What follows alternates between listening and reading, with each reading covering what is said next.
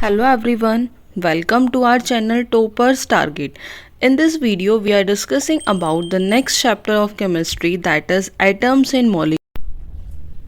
So first is law of chemical combination.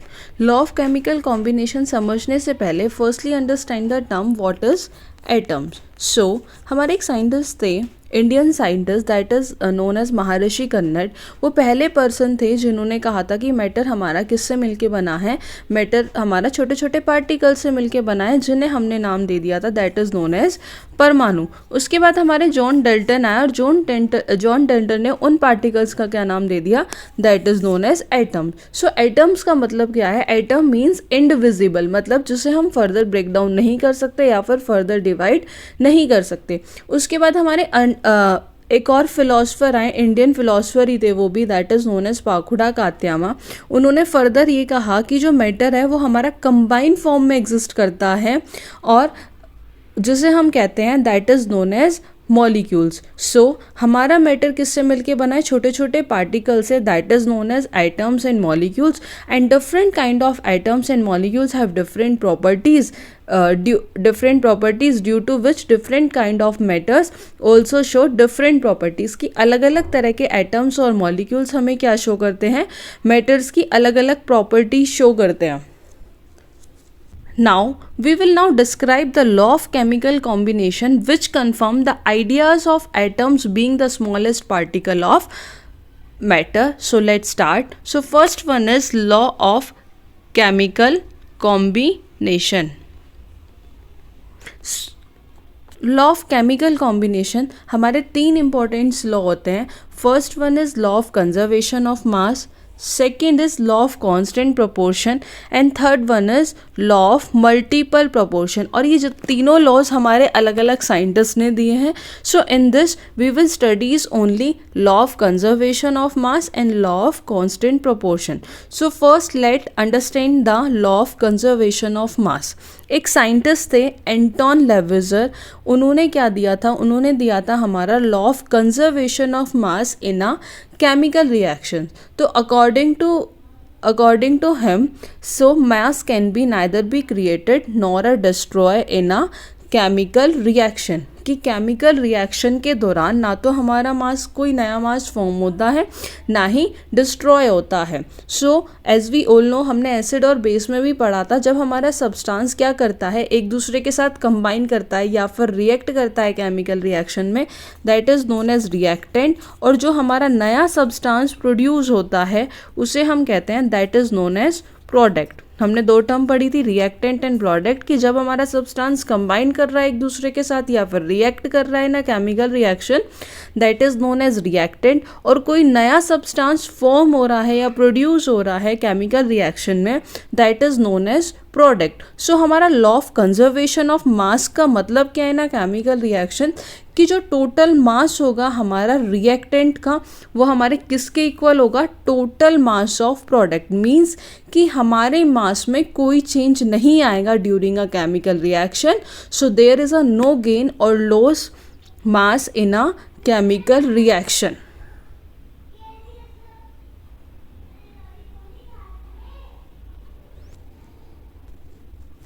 So for example, अगर हमने 100 gram of calcium carbonate लिया, अगर हमने 100 ग्राम कैल्शियम कार्बोनेट लिया दैट इज़ 100 ग्राम और उसे डिकम्पोज कर दिया, अगर मैंने इसे हीट करा, मतलब एक केमिकल रिएक्शन होगी और केमिकल रिएक्शन होगी तो हमारा क्या फॉर्म होगा? Calcium oxide plus carbon dioxide. तो कैल्शियम ऑक्साइड हमारा फॉर्म होगा दैट इज़ 56 ग्राम और कार्बन डाइऑक्साइड जो होगा हमारा 44 ग्राम. और अगर हम इन दोनों का सम करेंगे तो सम क्या होगा? That is 100 gram. मीन्स कि in this example calcium carbonate हमारा क्या है? दैट इज़ रिएक्टेंट और जिसका मास क्या है? 100 ग्राम. और फॉर्म क्या हुआ?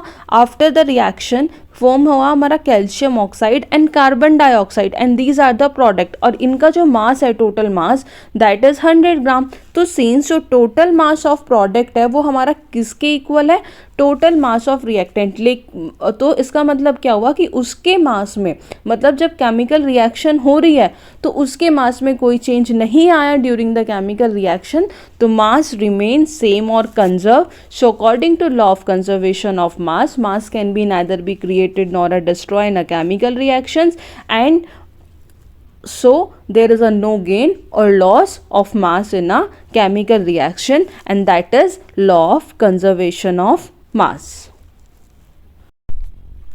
Second is law of constant proportion. So law of constant proportion was given by Proust in 1779. So law of conservation of मास किसने दिया था, एंटन लेविजियर ने दिया था इन 1774 में, and law of constant proportion दिया था प्राउस्ट ने इन 1779। अकॉर्डिंग टू दिस लॉ कि ना केमिकल कंपाउंड जो एलिमेंट्स है वो हमारे हमेशा एक डेफिनाइट प्रोपोर्शन ऑफ मास में प्रेजेंट होंगे। फॉर एग्जाम्पल वाटर हमेशा एज वी ऑल नो कि दो एलिमेंट्स कंटेन करता है, that is hydrogen and oxygen. जब हम उनको कंबाइन करते हैं तो वो सेम रेशियो होता है, दैट इज 2:16 या और 1:8 by mass. If 9 gram of water is decompose, अगर हमने 9 ग्राम ऑफ वाटर को क्या कर दिया, डिकम्पोज, तो हमें क्या मिलेगा, 1 gram of hydrogen and 8 gram of oxygen. Means कि a chemical compound always consists of the same element combined together in the same proportion of mass। इस लॉ का मतलब है कि हमारा सोर्स कुछ भी हो, मतलब कहीं से भी ऑब्टेन हो रहा हो या किसी भी मेथड से हम उसे प्रिपेयर कर रहे हो, जो हमारा प्योर केमिकल कंपाउंड होगा वो हमेशा सेम एलिमेंट और सेम मास परसेंटेज से क्या होगा, मिलके बना होगा। So ammonia is also a compound, or it contain two elements, that is nitrogen and hydrogen, and the ratio that is 14:3 by mass. Next is Dalton atomic theory. According to this theory, all matter is made up of tiny particles are called atoms, and that is called Dalton atomic theory. So first postulate of Dalton atomic theory is that matter is made up of tiny particles called atom, कि जो matter है हमारा वो छोटे छोटे particles से मिलके बना है, जिसे क्या कहते हैं हम, atoms. Atoms are indivisibles and cannot be created or destroyed in a chemical reactions, कि atoms को हम further break down नहीं कर सकते, and during a chemical reactions ना तो हम उसे further create कर सकते हैं और ना ही destroy कर सकते हैं। Atoms of a given element are similar in mass and properties, कि जो atoms हमारे similar होते हैं उनकी mass properties भी क्या होती है, similar होती हैं, और different elements की different mass और अलग अलग क्या होती हैं, properties होती हैं। Atoms combine in a small whole number ratio to form compound। जब एटम्स क्या करते हैं, एक दूसरे के साथ कंबाइन होते हैं तो वो क्या फॉर्म करते हैं, compound. In a given compound the relative number and kind of atoms are constant, कि जो हमारा रिलेटिव नंबर होगा और एटम्स के अलग अलग जो काइंड्स होते हैं वो क्या होंगे, हमारे कांस्टेंट। सो डाल्टन एटॉमिक थ्योरी क्या है हमारी, कि जो हमारे मैटर हैं वो हमारे किससे मिलके बने, छोटे छोटे पार्टिकल से मिलके बने, जिन्हें हम कहते हैं एटम्स। एटम्स को हम फर्दर डिवाइड नहीं कर सकते, and according to law of conservation of mass atoms can be neither be created nor destroy in a chemical reactions, and atoms of a given elements are identical in every respect, having the same mass, size and chemical properties. And atoms, next is atoms of different element differ in mass, size and chemical properties. So ये सब क्या है, हमारे अलग अलग postulates हैं Dalton atomic theory of matters के।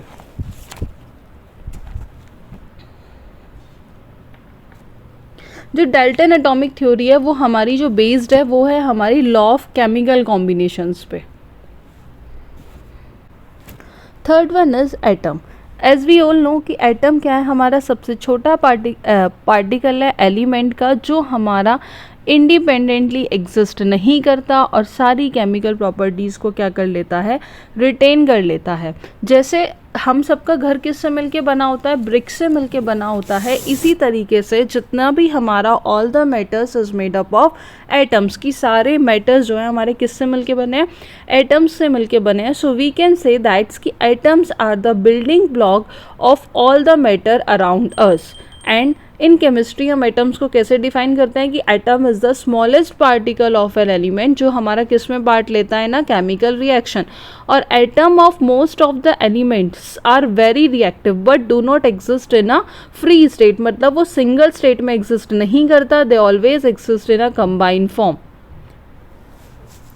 Next is atoms are very small in size, कि एटम का जो साइज होता है वो बहुत छोटा होता है, हम उसे ना तो इमेजिन कर सकते हैं और ना ही कंपेयर कर सकते हैं। और atomic radius is measured in nanometre, और हम एटॉमिक रेडियस को किस में मेज़र करते हैं, नैनोमीटर में मेज़र करते हैं, क्योंकि जो साइज़ होता है एटम का वो क्या इंडिकेट उसकी रेडियस से इंडिकेट करता है, which is called atomic radius. और atomic radius is measured in nanometer, and 1 nanometer is equals to 10 raised to power minus 9 meter, and 1 meter is equals to 109 nanometer, and the radius of molecules of water is also 10 raised to power minus 9 meter. Symbols of atoms of different element, कि अलग अलग different elements के symbols, atoms के symbols क्या हैं। तो the symbols of element are represented by letters, जो elements के सिंबल होते हैं हम उन्हें किससे रिप्रेजेंट करते हैं, बाय लेटर से रिप्रेजेंट करते हैं। symbol of some element are represented by one letters and the symbols of some element are represented by two letter, कि कुछ एलिमेंट्स के सिंबल्स जो हम रिप्रेजेंट करते हैं एक लेटर से, और कुछ एलिमेंट्स ऐसे होते हैं जो सिंबल्स होते हैं सम एलिमेंट्स के, वो कुछ ऐसे होते हैं जिन्हें हम दो लेटर से रिप्रेजेंट करते हैं। If the symbol has only one letter it should be written as a capital letter, कि अगर सिंबल हमारा सिर्फ एक ही लेटर से हम उसे शो कर रहे हैं तो वो हम शो करेंगे कैपिटल लेटर से। अगर सिंबल हम दो लेटर से शो कर रहे हैं तो first letter should be capital and the second letter should be small, कि पहला लेटर आपका क्या होगा, कैपिटल होगा, and second will be small. So just like सब एग्जाम्पल्स देखते हैं। फर्स्ट वन इज एल्यूमिनियम, तो Al, आर्गन Ar, नाइट्रोजन, मतलब जो सेकंड आप देख रहे होंगे जो उसमें फर्स्ट है वो हम कैपिटल से शो कर रहे हैं और सेकंड सिंबल हम स्मॉल से डिनोट कर रहे हैं। ब्रोमीन, कैल्शियम, कार्बन का C हो गया, क्लोरीन का Cl हो गया। तो जो फर्स्ट सिंबल हमेशा हम जो शो करेंगे वो हम कैपिटल लेटर से शो करते हैं, सेकेंड लेटर का जो सिंबल होता है वो हमेशा हम स्मॉल लेटर से शो करते हैं। Fifth is atomic mass. So, as we all know कि atoms are very small in size, so it is very difficult to determine their mass. So, the mass of the atom is compared to the mass of the standard atom, कि जो atom का size है वो इतना छोटा होता है कि उसके मास को डिटरमाइन करना बहुत मुश्किल है। तो हम क्या करते हैं, मास ऑफ एटम को किसके साथ कंपेयर कर सकते हैं, किसी स्टैंडर्ड एटम के मास के साथ। तो जो एक्चुअल मास होता है एटम्स का वो बहुत छोटा है। तो हमने क्या, फॉर एग्जांपल लें तो वन एटम ऑफ हाइड्रोजन का जो मास है that is 1.673 into 10 to power minus 24 gram. तो it is not convenient to use such small and complicated figures in our calculation.